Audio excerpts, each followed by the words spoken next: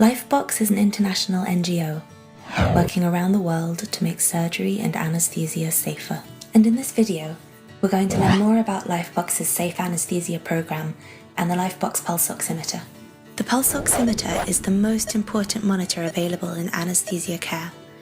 It provides early warning of respiratory and circulatory problems by detecting levels of hypoxemia that are invisible to the naked eye. Lifebox and its founders sourced a pulse oximeter expressly for use in challenging environments where electricity supplies may be unreliable. The Lifebox oximeter's accuracy is comparable to the best oximeters available commercially. It is meant to provide many years of heavy use, protecting thousands of patients over the device's life. Understanding the design features of the Lifebox oximeter will allow the user to get the most out of it. This guide is designed to get you started with safe and effective use of your oximeter. Great, so now we know what the oximeter does, let's take a look at what is included in the Lifebox. The oximeter is carefully packed for safe travel. Open the box and take out all of the pieces.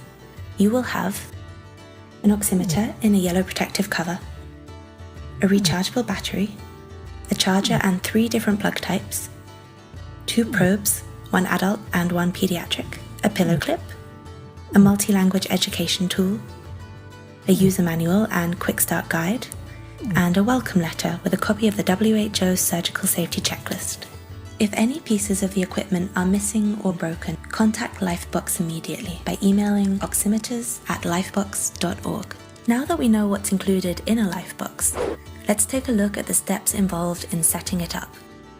Now, the first thing you might recall is that the Lifebox oximeter is run off a rechargeable battery. It's specially designed to fit the Lifebox oximeter, so it won't work with any other device. To install the battery, first you need to open the battery case. Turn the oximeter so that the screen is facing downwards and peel back the yellow cover until you can see the raised arrow. Rest the oximeter screen side down on a flat surface. Place your thumbs on the raised arrow, press down firmly and slide the battery case forward. Be careful not to press your fingers on the screen when you do this. Too much pressure and the screen might crack. Take the battery and insert it into the case. Make sure that the battery is facing the correct way. Slide the battery lid back onto the oximeter. You'll hear it click into place. The Lifebox oximeter uses a lithium-ion battery, the same as in a mobile phone, and there are certain steps you can take to make the battery last longer. The battery arrives already half charged, so please feel free to use the oximeter straight away. Then recharge the battery uninterrupted until it is fully charged. This will take about 4 hours. After that, it's better for the health of your battery not to let it go completely flat and not to overcharge it. This is a bit like your mobile phone. When it's fully charged, this battery should run for 12 to 16 hours. Note that readings can become inaccurate when the battery is very low. To charge the oximeter and battery, insert the small end of the AC/DC charger into the bottom of the oximeter and the pins into an electricity source. The Lifebox charger comes with 3 types of plug. Depending on which region you're in, you may need to remove the pins from the base of the charger and replace them with another set. The oximeter can handle some fluctuation in charging voltage, but current surges may damage the machine over time. If your power supply is very unstable, use a surge protector if possible and do not charge the oximeter at the same time as using it. In this way, you will protect the oximeter from overheating. The rechargeable battery is the most efficient way to power your oximeter, but if you have an emergency, don't forget that there are 2 other methods you can use. 3 normal alkaline size AA batteries. Remove the rechargeable battery and insert the disposable batteries into the battery case. Just make sure that the plus and minus points are facing the right direction. You can use rechargeable AA batteries in the same way. You can also use the oximeter directly from the mains electricity. If you're going to use this method on a long-term basis, remove the rechargeable battery so that you do not cause the oximeter to overheat.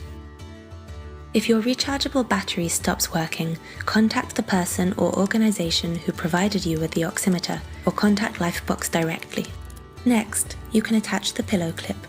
Plug the small plastic end of the clip into the small plastic piece already attached to the top of the oximeter. This is useful for securing the oximeter so that it doesn't fall. for example during transport.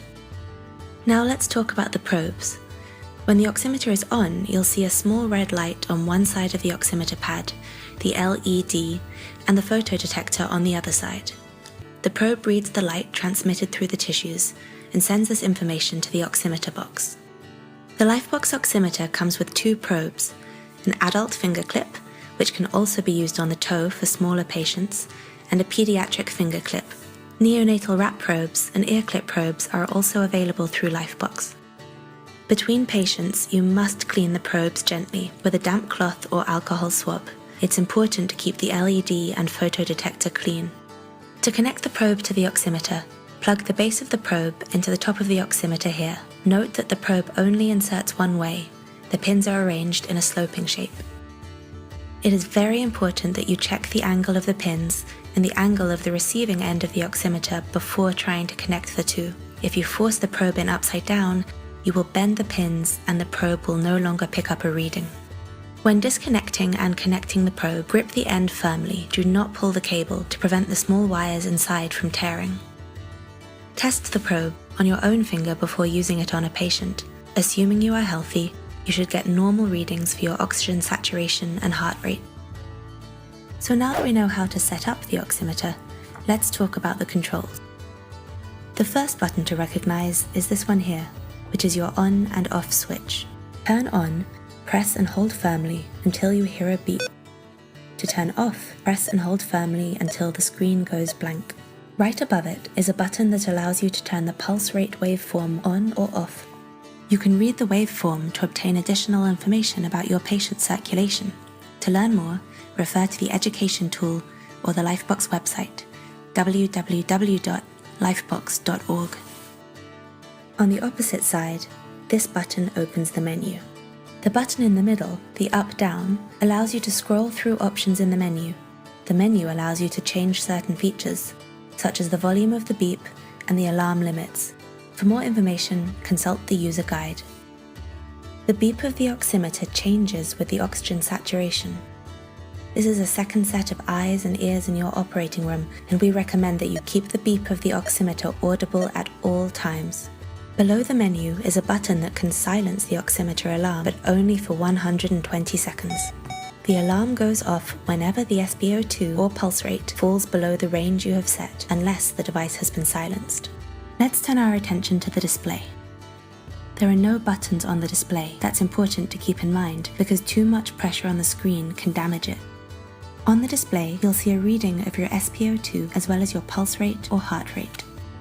Don't forget that pressing the top right button will make the waveform appear. You'll also see that the screen rotates. If you turn it 90 degrees, the display information will follow. You're almost ready to use your Lifebox oximeter. This video focuses on practical use of the machine, but there's a lot more you can learn about the science and best practice in the operating room from the Lifebox education materials.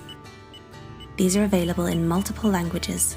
Use the accompanying tool or visit the Lifebox website to access training materials for free. You can also inquire about further training opportunities. Another important point is around maintenance and repair. The Lifebox oximeter was specially designed for challenging environments. It doesn't need calibration, it's easy to clean, and it's robust. But if you have a problem with your oximeter, it's vital that you let somebody know. Do not let your oximeter sit in a cupboard where it can't help you or your patients. The Lifebox oximeter is under warranty, 2 years for the oximeter and 1 year for the probe. If your oximeter is out of warranty, it may still be possible to repair it. Contact information is written on the side of the oximeter. Follow-up is an important part of the Lifebox Safe Anesthesia program. Someone affiliated with Lifebox will be in touch in the next 12 months to make sure that your equipment is functioning correctly. If you need additional oximeters, talk to your hospital director. Lifebox oximeters are available for purchase as well as donation. Visit www.lifebox.org for more information. We know how hard you work to give safer surgical and anesthetic care to your patients, and we appreciate you taking the time to watch this video. Please let us know if you have any questions. And from everyone at Lifebox, thank you.